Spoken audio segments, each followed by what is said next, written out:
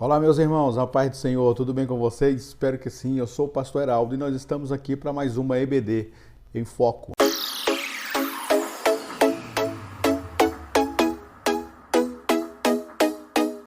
Pois bem, meus irmãos, lição de número 11, vamos falar um pouquinho aqui sobre o fruto do Espírito em relação ao nosso relacionamento com Deus e ao nosso próximo. Lembrando que a gente está vindo de lições que falaram sobre os dons espirituais e depois a gente passou na lição passada a falar um pouquinho sobre o amor, que vai fazer com que esses dons espirituais façam sentido, né?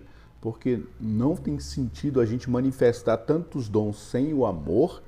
E agora a gente vai partir para o fruto do Espírito, que também é uma prova de que nós temos a presença do Espírito Santo. A manifestação do Espírito Santo na nossa vida vai necessariamente ter que gerar esse fruto que nós vamos estudar agora nessa lição. Porque uma das coisas que o mundo precisa ver em nós é essa manifestação daquilo que se espera de um cristão, de uma pessoa que fala em nome de Deus, que representa ao Senhor Jesus na terra. Como a igreja, é esperado um comportamento, é esperado uma forma de agir diferente daquela que qualquer outra pessoa vai agir, porque nós que manifestamos os dons, o amor de Deus, precisamos também gerar um tipo de fruto que glorifique a Deus e que estabeleça um relacionamento saudável na igreja. Pois bem, nós vamos aqui então para o nosso texto de referência, está aqui em Gálatas capítulo 5, e aí o autor da lição pegou o versículo 13, 14, 16 e 22.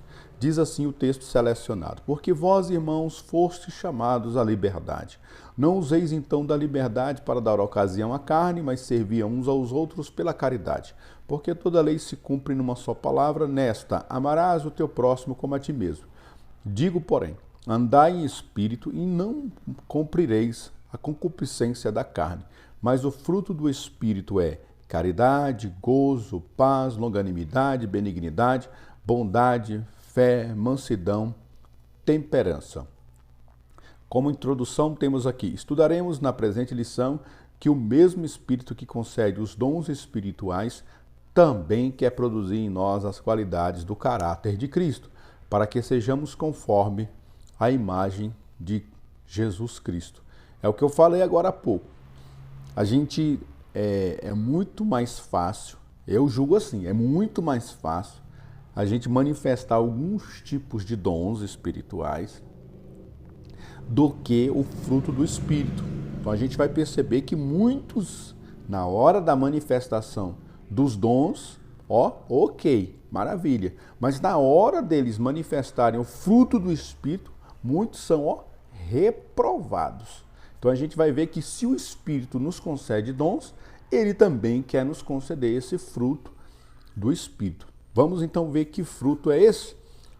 Tópico número 1, o fruto do Espírito. Enquanto os dons espirituais capacitam os salvos para a edificação, olha só, para a edificação da igreja, então os dons espirituais edificam a igreja.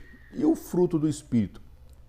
Olha o que diz: o Espírito Santo produz nos discípulos de Cristo os frutos com as qualidades do caráter de Cristo. Dons edifica a igreja. Fruto do Espírito, manifestação do caráter de Cristo em nós. É isso que as pessoas vão buscar em nós. Os dons de Deus atraem as pessoas.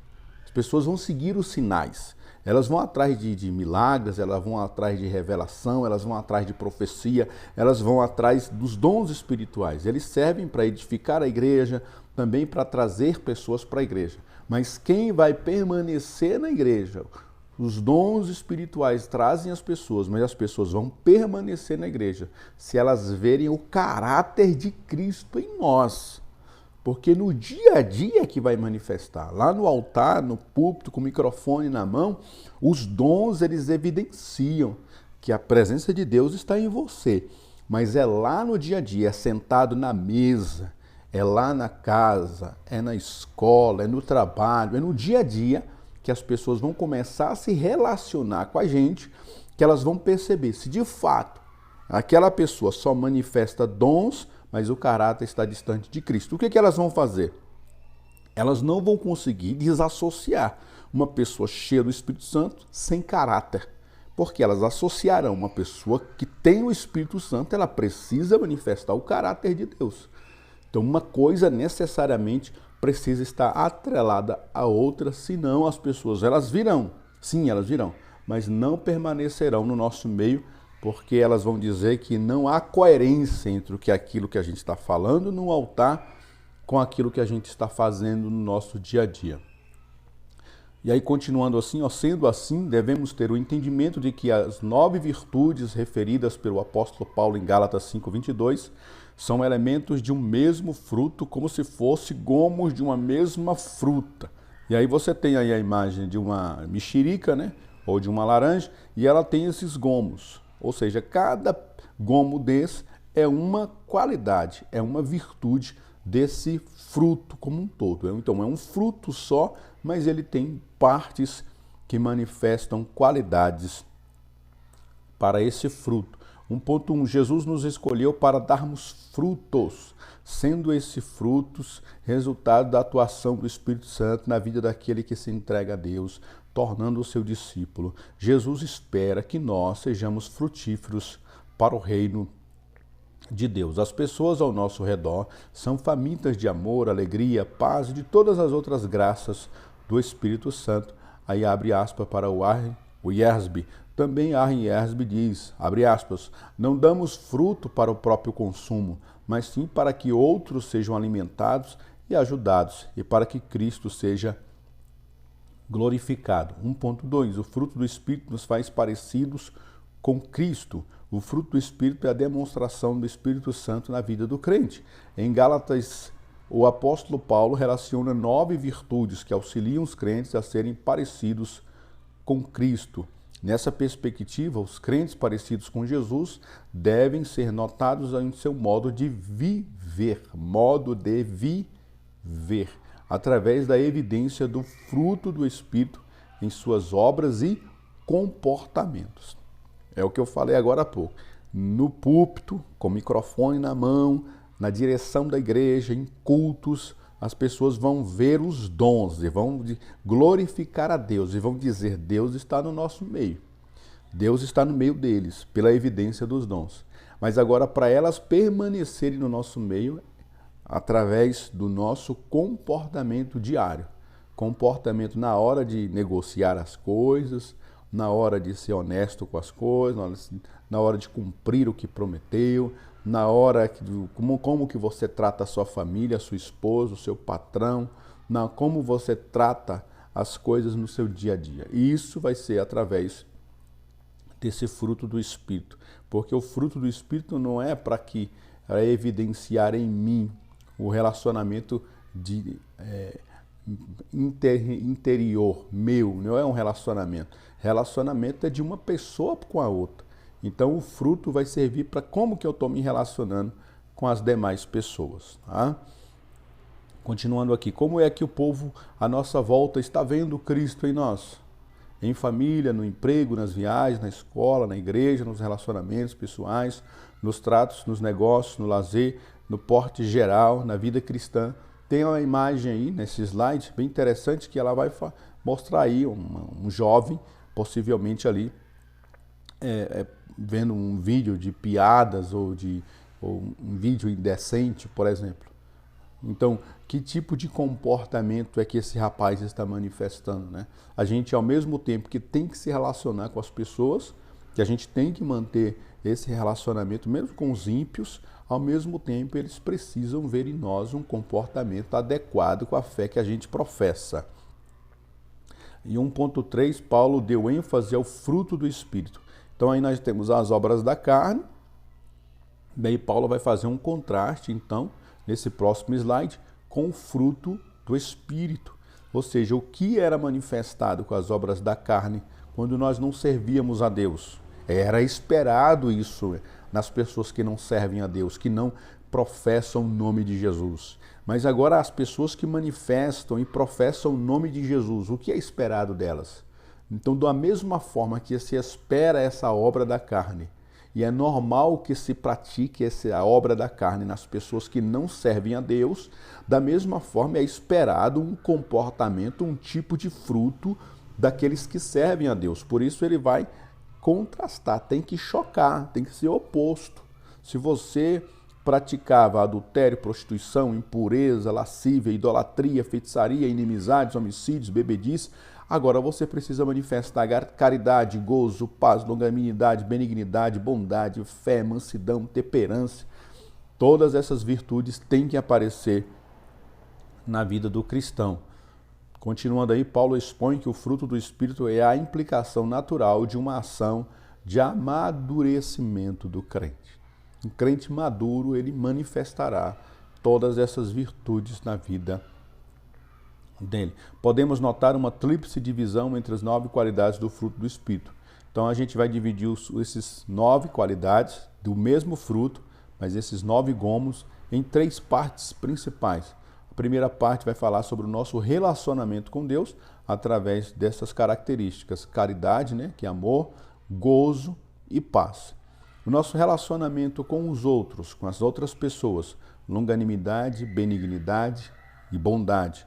E o nosso relacionamento consigo mesmo, como que está a nossa fé, como que está a gente, como nós estamos por dentro, que é fé, mansidão e temperança. E aí o tópico de número 2 vai falar justamente, começar a falar um pouquinho sobre este primeiro conjunto de qualidades, né? O relacionamento com Deus. Falar um pouquinho sobre caridade, gozo e paz. Tópico número 2, nosso relacionamento com Deus. Neste tópico, vamos estudar a primeira divisão da tríade, da divisão das 9 virtudes do fruto do Espírito, que é essa onde está essa setinha aí em vermelho. Nós vamos trabalhar agora amor, gozo e paz.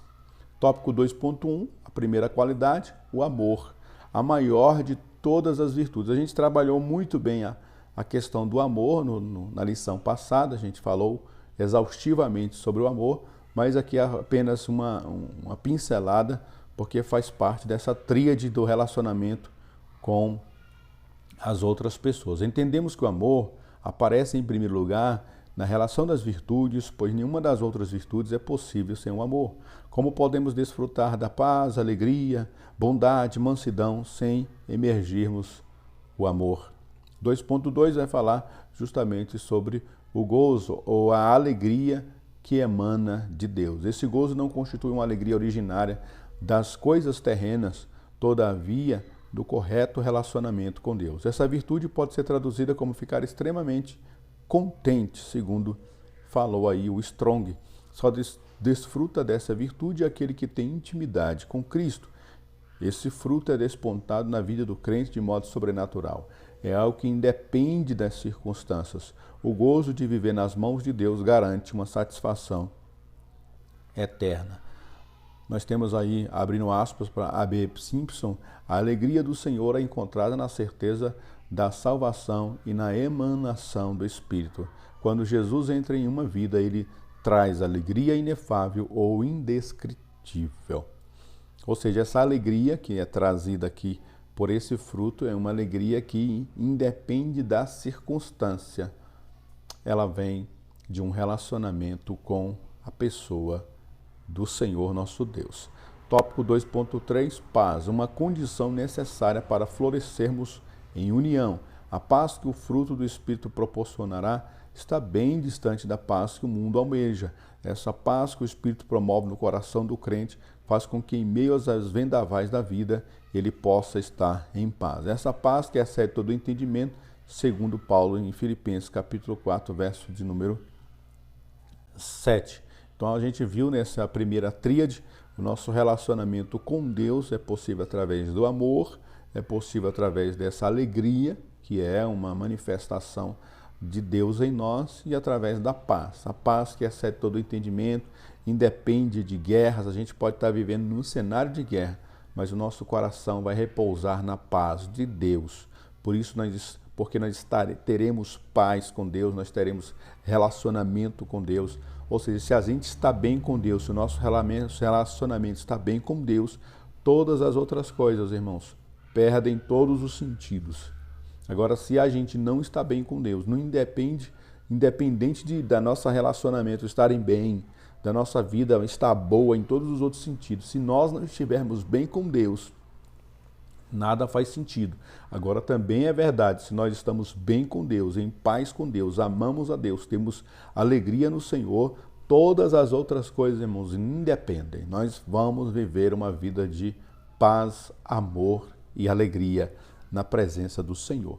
E agora nós vamos aí para o tópico de número 3, falar sobre essa segunda tríade do relacionamento com os outros. Quais são as características desse fruto que vão falar do relacionamento uns para com os outros. E é justamente esse número 2 aí, a longanimidade, a benignidade e a bondade. Vamos ver cada um deles aqui. Primeiro, longanimidade, suportando as contrariedades do próximo. A longanimidade tem a definição de paciência, tolerância, constância. Não é exagerado afirmar que ser longânimo é suportar a má conduta dos outros contra nós, sem sermos dominados pela ira, explosões de raiva, sentimento de vingança.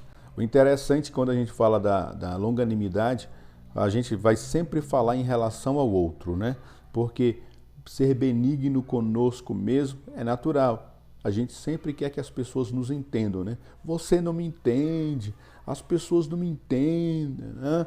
É igual aquela frase do Chaves, né? Para quem assistiu Chaves, igual a gente assistia ali nos anos 90, final dos anos 80, anos 90, quando o Chaves dizia, ninguém tem paciência comigo, né? Então, para nós, a gente quer que as pessoas tenham paciência e a gente também tem uma paciência enorme com a gente. Né? A gente erra, tropeça, mas a gente sempre acredita que a gente vai melhorar, que amanhã a gente vai fazer certo. Mas agora, quando é relacionado às outras pessoas, a nossa tendência é sempre ser imediatista, né? Por isso que o fruto do Espírito que vai nos ajudar a gente a ter uma paciência, uma longanimidade para com as outras pessoas, porque a gente também foi fruto da longanimidade de Deus em nós. Deus esticou essa corda, né? A longanimidade é a capacidade de um elástico esticar sempre e um pouco mais sempre. Sempre esse elástico vai ter essa capacidade de elasticidade. Essa é a longanimidade do fruto do Espírito. Se Deus não tivesse tido essa longanimidade conosco, há muito tempo nós teríamos sido destruídos pela misericórdia de Deus. Ele foi esticando e nós alcançamos a salvação. Não é assim? Assim também é em relação aos outros. Nós precisamos ter paciência para com as outras pessoas. Agora o 3.2 vai falar sobre a benignidade, né? O amor mostrando compaixão. Benignidade é a pessoa ser boa, mostrar a bondade para com as outras, né? A benignidade na vida do crente torna-se uma testemunha do amor de Deus. A benignidade traz a ideia de fazer o bem, ser generoso, se preocupar com o bem-estar das pessoas, importando com seus sentimentos e dores. A virtude da benignidade é evidenciada na vida da igreja quando existe o perdão. Perdoar é muito mais que uma atitude, é exercitar a benignidade de Deus, levando-nos a agir como Jesus agiria. Jesus, no auge do sofrimento na cruz, demonstrou a benignidade aos seus algozes. Estevão, no último suspiro, orou pedindo a Deus que perdoasse os que o apedrejavam, virtudes de quem vive sob o domínio do Espírito Santo. Glória a Deus. Agora nós vamos já partir aqui por 3.3. Bondade, a destreza do amor. Uma coisa é desejar fazer o bem, outra é concretizá-lo. A bondade trata-se da sequência da benignidade, porém de forma mais ativa. A benignidade se preocupa com o bem-estar das pessoas. Olha só, esse slide vai trazer essa diferenciação. A benignidade se preocupa com o bem-estar das pessoas. A bondade trabalha ativamente pelo bem-estar das pessoas. Ou seja, um está atrelado ao outro. O primeiro, benignidade, é o sentimento de que eu preciso me mover. e vou me mover, estou me movimentando. E a bondade, o que é a bondade? É a concretização dessa benignidade. Porque muitas das vezes a gente até sabe que precisava fazer algo, mas não fez. Então a gente até foi benigno, a gente até se compadeceu, a gente até foi longânimo, a gente até chegou perto, mas na hora de concretizar, a gente, de alguma forma, a gente não foi avante. E a bondade é ir avante. A bondade é sair das zonas de conforto. A bondade é você perder alguma coisa. Você vai perder alguma coisa para que aquela pessoa ganhe. Isso é bondade, é a ativação, é a ação concreta da benignidade. Quando somos convertidos, o Espírito Santo transforma a má essência, tornando-nos pessoas boas. Afinal, esta virtude do fruto do Espírito é presenciada em nossas vidas através das nossas ações de bondade. Glória a Deus. Concluindo a palavra aqui dessa lição, quando o crente permite que o Espírito Santo atue na sua vida, ele o habilita com algumas virtudes, produzindo seu fruto, para que este possa andar na condição de filho da luz. Uma questão que eu faria, essa lição eu não vou dar ela na nossa igreja nesse final de semana, porque eu vou estar dando aula para os jovens numa outra revista. Mas se eu fosse dar essa lição, eu ia preparar um cartaz demonstrando, ou um slide demonstrando todas essas virtudes, todas essas qualidades. E a gente eu ia fazer uma provocação aos alunos, né? Mostrando também todos os dons primeiro. E aí eu ia perguntar, olha, quantos já manifestaram aqui línguas estranhas? Quantos já manifestaram profecia, já foram usados em profecia?